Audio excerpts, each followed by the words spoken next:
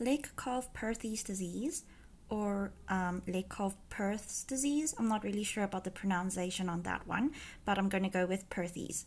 So Legg Calve Perthe's disease is essentially osteonecrosis of your femoral epiphysis because of a loss of blood flow to the femoral head. So commonly patients present between the ages of 5 to 8 years, and there is a male predominance over females at a ratio of 5 to 10. Sometimes it can present bilaterally, 10 to 15% of cases are bilateral.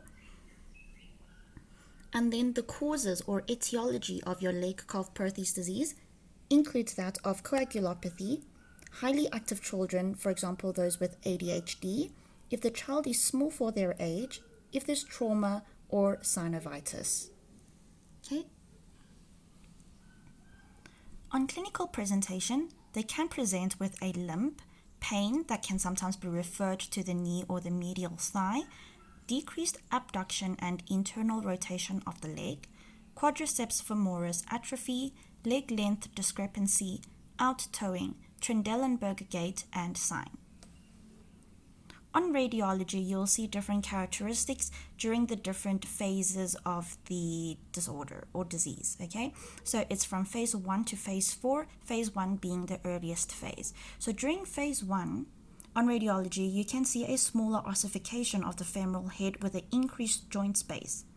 In phase 2, there could be a subchondral fracture, which is best seen on your lateral views. In phase 3, there's an increased density due to the collapse and calcification of your necrotic areas with reossification. Phase 4, there's areas of rarefaction and widening of the neck. Under treatment, depending on the age of the patient, you will consider different treatment methods. For example, between birth and 6 years of age, we would want to opt for conservative or symptomatic treatment. Actually, in fact, it doesn't matter the age of the patient. We would always want to try conservative or symptomatic treatment unless otherwise indicated, because this condition presents in early childhood. So we don't want to do anything that is too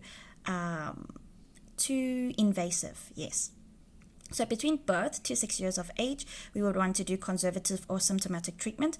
Otherwise, if it is severe, you can do a decrease your hip irritation with your bed rest as well as your traction.